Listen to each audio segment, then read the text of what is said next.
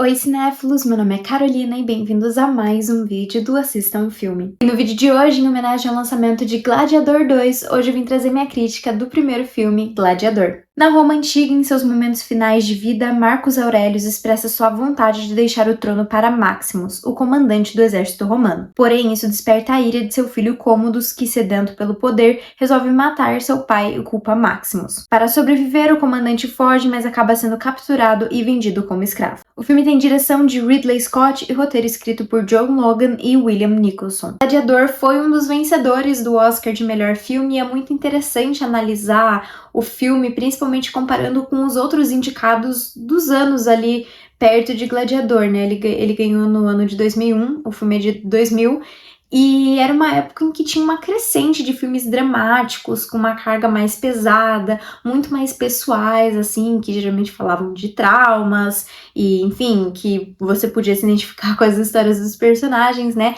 E ele vem nesse momento reerguendo e trazendo de volta realmente o gênero dos filmes épicos, que ficaram muito populares na década de 60, justamente por trazer histórias grandiosas e gloriosas de heróis, grandes cenários, grandes momentos épicos, né? Como o filme Ben-Hur, que também foi vencedor da estatueta do Oscar de melhor filme, ou até mesmo o filme Spartacus. O roteiro do filme, então, traz um Império Romano que, embora tenha muitas vitórias dentro das batalhas, se vê em um momento de necessidade de mudança, principalmente pensando no lado do povo romano, que a gente meio que vê uma crescente, uma vinda, uma necessidade do surgimento novamente de um senado ali naquele cenário. Porém, o que é interessante dentro do filme é que, apesar de ter todo esse lado político envolvido, que justamente é a sinopse do filme, a trama em si é movida pelas emoções humanas, né? Principalmente as grandes injustiças que acontecem na vida dos dois protagonistas aqui da história, que seria o Maximus e o Cômodos, o que eles estão dispostos a fazer, o quão longe eles estão dispostos para ir para tentar corrigir essas injustiças, né? Então, o filme tem uma pegada bem trágica, assim, com momentos mais dramáticos, que realmente lembram, assim, uma tragédia grega, aqui no caso, uma tragédia romana. Acho que isso é uma das minhas coisas favoritas dentro do filme, que é justamente a construção dos personagens, aqui em principal, o Maximus e o Cômodos. O Maximus é um grande herói de batalha que, desde o primeiro momento, a gente já se sente simpatizando com ele, né? Porque ele é mostrado um grande general, muito corajoso e que, além de ter esse senso de honestidade, de justiça, de servir seu povo, ele ainda é muito respeitado pelo exército, né? As pessoas estão dispostas a morrer por ele, assim como ele está disposto a morrer pelo Império Romano. E eu acho que esse é um personagem que ele poderia muito ter ido para um lado chato, né? Para um lado de um personagem muito certinho, muito bonzinho, que, enfim, não combinaria com o contexto da história, né, com as coisas que acontecem na vida dele, né, e eu acho que a construção do personagem deixa ele muito interessante porque ele tem uma necessidade e uma vontade de se vingar, né, um sentimento extremamente humano que mantém o personagem muito realista ali com tudo e deixa ele não tão certinho assim e muito mais profundo. E aqui o Russell Crowe traz uma performance espetacular dando vida a esse personagem, já que ele é um ator muito carismático, assim, né? Então ele consegue nos conquistar com muita facilidade, né? Puxar nossa empatia pro personagem realmente. E por conta da veracidade com que ele demonstra as emoções do Maximus, porque assim, a gente vê ele passando por poucas e boas dentro desse filme, né? Mas em nenhum momento a gente vê ele... Enfim, eu acho que é muito verdadeiro a forma como ele sente as coisas aqui dentro do filme. E acho que isso faz com que a gente consiga sentir juntamente com o personagem e passe raiva juntamente com ele, né? Os momentos que vem essa necessidade de vingança, eu acho que é muito fácil da gente se colocar no lugar dele e pensar, putz, eu também me sentiria assim. Já o Cômodos, que apesar de ser o grande vilão dessa história, eu acho que ele é um personagem muito bem construído pro contexto, assim.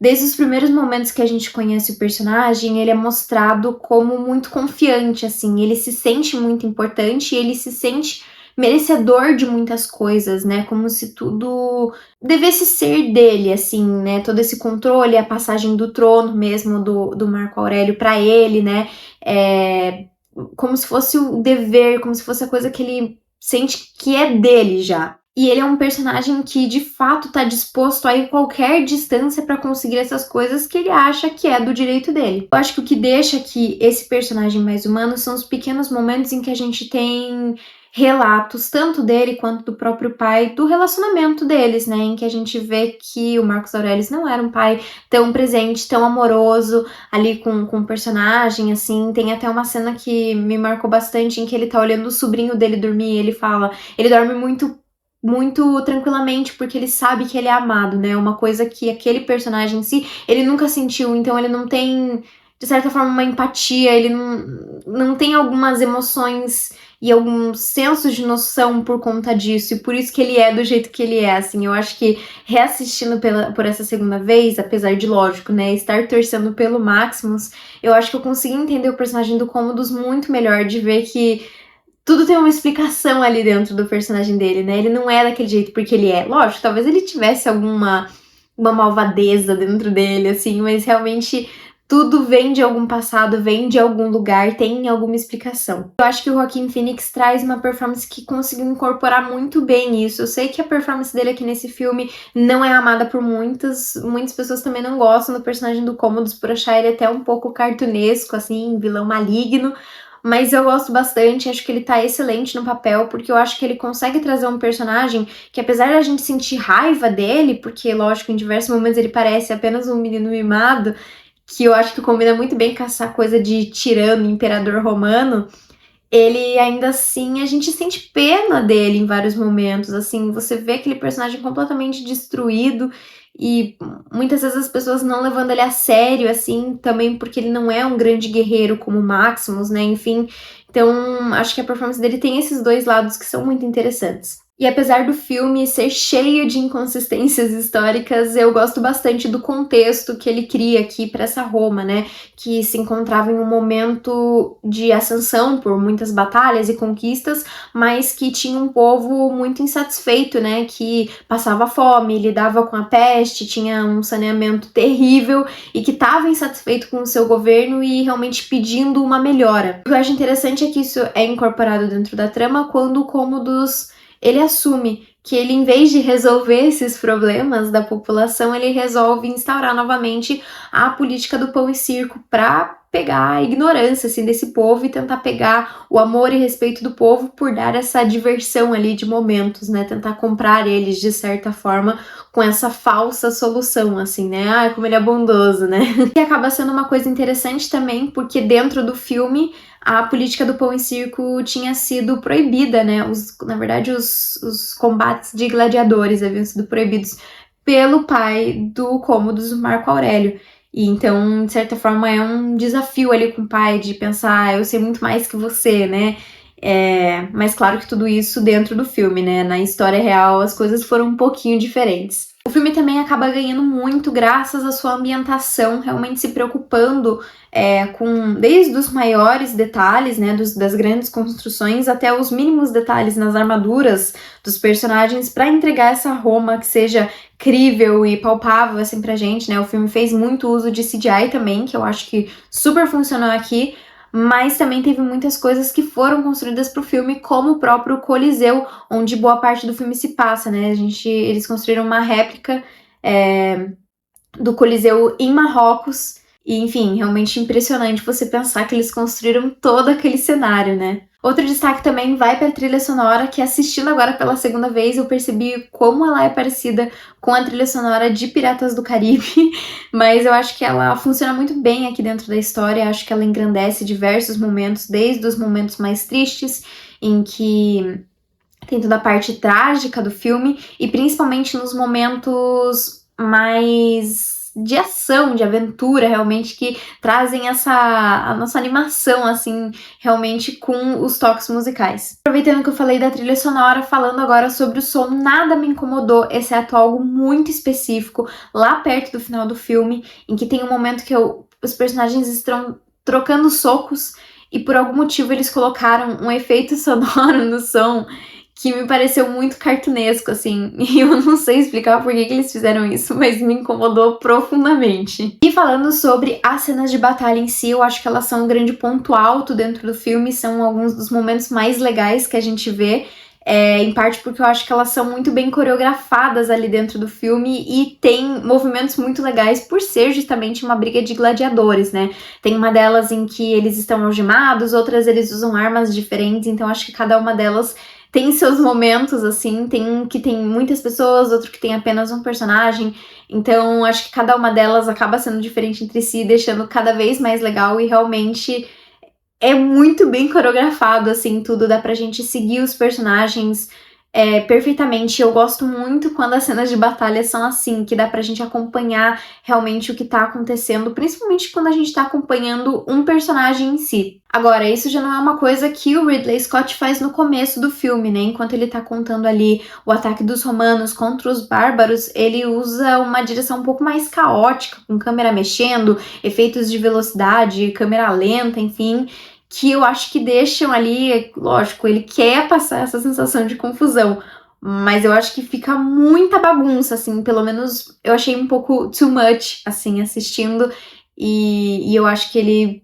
devia ter feito da mesma maneira como ele fez as outras cenas de batalha ali dentro do filme. Um diretor que eu gosto muito quando faz cenas de batalha, porque eu acho que ele consegue trazer o caos daquele lugar, daquela batalha, mas ele ainda consegue deixar com que seja claro pra gente tudo que tá acontecendo, ou pelo menos acompanhando um personagem, é o Steven Spielberg, né? A cena de abertura de Resgate do Soldado Ryan é impecável. Tem uma cena de batalha que eu acho que também é no começo do filme Lincoln, que também é impressionante, assim, e de fato consegue passar essa angústia. Essa em particular de Lincoln, a gente não tá acompanhando nenhum personagem em si, mas acho que ela consegue passar a angústia e o desespero e a confusão da batalha sem precisar bagunçar tudo que a gente tá vendo, realmente.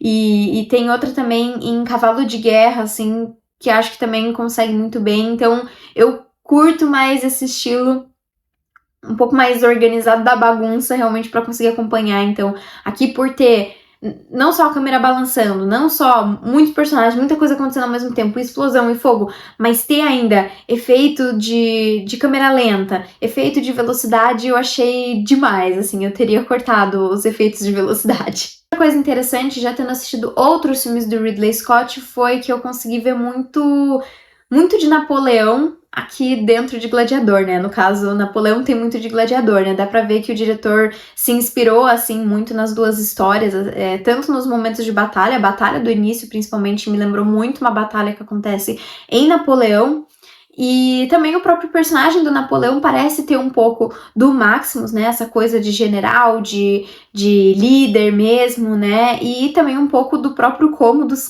não só apenas pelo Joaquin Phoenix. Mas apesar de gostar de muitas coisas dentro do filme, eu sinto que às vezes o roteiro se desfoca da narrativa principal para tentar dar um pouco do passado de outros personagens, mas ele não consegue entregar isso de uma forma satisfatória, né? Não só o passado, mas a conclusão de outros personagens que acabam cruzando ali aquela história. Só que eu acho que ele não consegue muito bem finalizar ali para todos eles tão bem quanto ele faz pro Commodus e pro Maximus. Então acaba ficando meio estranho assim tudo. E acho que ele tem um momento de lentidão ali no meio que, pelo menos pra mim, eu senti assim um pouco arrastado, assim, meio que da metade pro final, assim, e aí perto do final ele já volta ao ritmo que ele tava. Mas bom, Gladiador é um filme que se destaca principalmente por seus personagens e por o quão verdadeiros eles são com suas emoções, que são emoções de fato muito humanas, que não necessariamente são emoções bonitas. Acho que apesar das liberdades criativas que o filme toma relacionados com a história em si, ele consegue entregar uma narrativa muito interessante, principalmente por a gente acompanhar esse grande herói que é o Maximus, que ainda assim tem seus defeitos e suas qualidades, né? E que é um personagem que a gente consegue se identificar, torcer por ele. É um personagem muito interessante. E, bom, claro, as cenas de ação e de batalha que são espetaculares. Mas, bom, pra mim esse filme tem uma nota de 7.8 e ele tá disponível na Amazon Prime. No momento que eu tô gravando esse vídeo, eu ainda não assisti ao filme Gladiador 2, mas assim que ele for postado eu já terei assistido. Enfim, só falar pra vocês das minhas expectativas. É um filme que eu estou com expectativas bem altas. O trailer me deixou muito animada, eu gosto muito dos atores envolvidos e tá se rolando um burburinho de muitas indicações ao Oscar pra Gladiador 2, então eu tô bem curiosa com o que eles vão fazer, até porque era um filme que eu não esperava que seria feito, né? Eu acho que Gladiador é um filme que se encerra na história dele mesmo, assim, então ter um segundo filme, apesar de eu não achar 100% necessário, ainda me deixa bem intrigada do que eles vão fazer nessa história. Então eu tô bem curiosa, com altas expectativas e espero que seja realmente um bom filme. Então foi isso, pessoal. Se você gostou do vídeo, não esquece de curtir, compartilhar e comentar o que você acha de Gladiador, quais são suas expectativas pro segundo filme e também deixar aqui nos comentários qual é o seu filme favorito do Ridley Scott. Então foi isso e até o próximo vídeo.